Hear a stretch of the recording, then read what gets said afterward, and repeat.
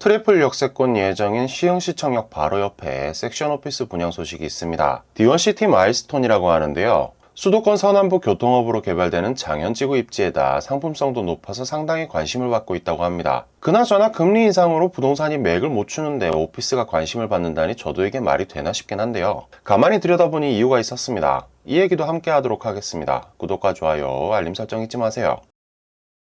최근 주택시장은 확실히 분위기가 다소 침체되어 있습니다. 주된 원인은 금리 인상입니다. 대출이 버거워지니 수요가 크게 위축되었고 덕분에 호가는 뚝뚝 떨어지고 거래 절벽은 이어지고 있습니다. 실질적인 대세 하락이라고 보기는 어렵지만 시장 참여자 입장에서 쉬운 상황은 아닙니다. 그런데 수익형 부동산 시장 분위기는 조금 다릅니다. 오히려 거래량이 늘고 있습니다. 한국부동산원 자료에 따르면 올해 5월 기준 경기도의 오피스텔을 제외한 상업용 부동산 거래량은 6,762호로 지난해 같은 달보다 늘었습니다. 올해 1월부터 꾸준히 거래량이 늘어나고 있습니다. 시장에서는 지금 아파트와 같은 주택에서 단기 시세 차익을 기대할 수 없는 환경인 만큼 투자자들이 안정적인 임대 수익을 확보할 수 있는 상품으로 눈을 돌리고 있는 것이라는 분석이 힘을 얻고 있습니다. 주택 전세금을 받아서 재투자를 하는 것보다 수익형 부동산으로 매달 월세를 받는 게 더 유리하다는 거죠. 실제로 주택시장에서도 월세 거래가 크게 늘고 있습니다. KB부동산 주택가격 동향 자료에 따르면 6월 기준 수도권 KB아파트 월세 지수는 103.6포인트를 기록했습니다. 관련 통계 작성 이래 최고치입니다. 게다가 오피스, 상가는 거품이 빠질 대로 빠진 상황입니다. 그동안 투자자들이 주택에 몰린 덕분이죠.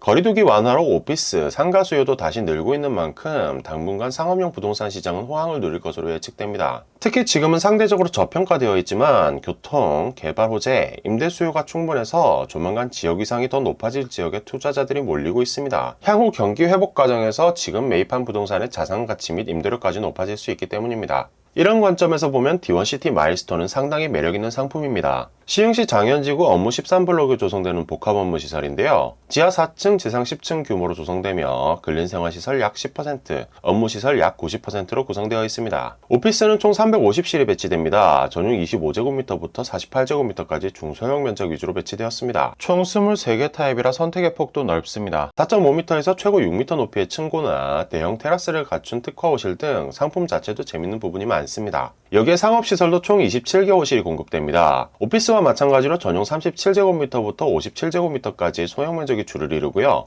앵커 테넌트 시설을 위한 269제곱미터 크기의 면적도 준비되어 있습니다. 이런 상품 상세는 조금 이따 얘기하도록 하고요. 이 단지의 진짜 매력은 입지에 있습니다. 오피스가 들어서는 장현지구는 LH가 공급하는 공공주택지구입니다. 약 300만 제곱미터 면적에 총 4만 7천여 명의 인구가 계획된 신도시급 택지죠. 엄격하게 보면 신도시 기준이 330만 제곱미터니 약간 부족하지 않나 싶은데 사실 능곡지구와 연성 2지구와 연계해서 개발되는 만큼 신도시다운 풍모를 충분히 갖추었다고 볼 수 있는 곳입니다. 시흥시청 소재지로서 시흥의 중심 생활권이기도 합니다. 입지와 교통망을 미루어 보아 장현지구는 향후 수도권 서남부의 교통허브로 부상할 가능성이 높습니다. 지리적으로는 안산과 광명, 안양, 인천의 사이에 절묘하게 자리를 잡았고 이로 인해 생긴 굵직한 교통호재와 연계해서 행정타운, 복합환승센터 사업까지 절찬리에 추진되고 있습니다. 당장 올해 하반기부터는 대곡 소사선 소사원종 구간이 개통할 예정입니다. 원종 대곡 구간도 내년에는 개통할 예정입니다. 이곳으로 수도권 서부를 직교하는 노선이 하나 생기는 거고요. 다음으로는 서울로 직행하는 신안산선이 있죠. 광명에서 분기에 시흥시청까지 내려오는 이 노선은 위로 여의도까지 연결되며 2단계 사업을 통해 서울역까지 연장될 전망입니다.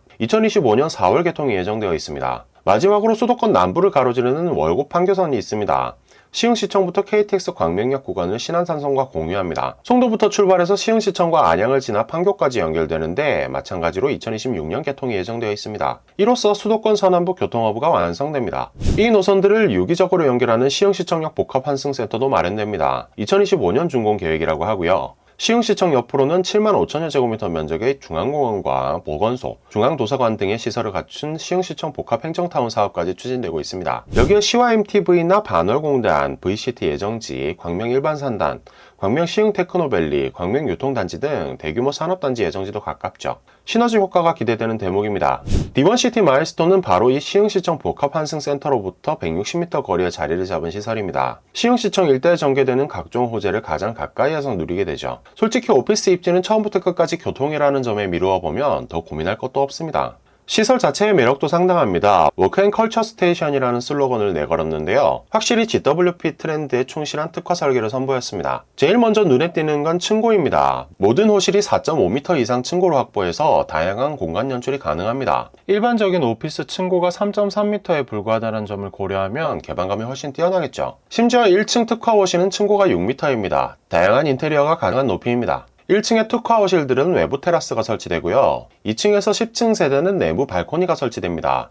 13호 라인과 21호 라인은 양면 발코니입니다. 특히 7개 특화 호실은 서비스 내부 발코니에 더불어 전용 면적에 준하는 수준의 대형 테라스가 서비스 면적으로 제공됩니다. 공용 공간도 충실합니다. 2층에는 입주자 전용 공원이 마련되어 있고요. 2층과 6층에는 입주자 공용 지원시설이 배치됩니다. 면적은 각각 전용 54.6제곱미터로 위층을 개방해서 설계한 터라 개방감이 크겠습니다. 상가 구성도 준수합니다. 지상 1층에 18실, 지하 1층에 9실이 들어갑니다. 지하 1층은 명목상 지하지만 사실 대로변에 노출된 스트리트 상가입니다. 지하 1층은 시흥대로 방면으로, 지상 1층은 단독주택과 업무 밀집 구역을 향해 있어서 각각 매력이 다르죠. 층고도 아주 높습니다. 지상 1층은 최소 6m에서 최고 7.3m, 지하 1층은 최소 6.4m에서 최고 7.3m까지 높여 개방감을 크게 높였습니다. 외관은 붉은 벽돌에 아치형 설계를 적용하고 그래피티 벽화를 설치해 뉴욕 스타일로 꾸며지고요. 지상 1층은 중앙 정원을 중심으로 동선을 효율화해 모든 호실의 사각을 없앤 구조입니다. 오늘은 수익형 부동산 시장 분위기와 함께 시흥에 공급되는 D1시티 마일스톤에 대한 정보까지 확인해봤습니다. 특히 시흥 시청역 관련 교통 호재들이 아주 좋네요. 수도권 서남부에서 오피스를 찾는다면 한번 고려해볼만 하겠습니다. 오늘 준비한 이야기는 여기까지입니다. 이야기가 마음에 드셨다면 구독과 좋아요, 알림 설정도 부탁드립니다.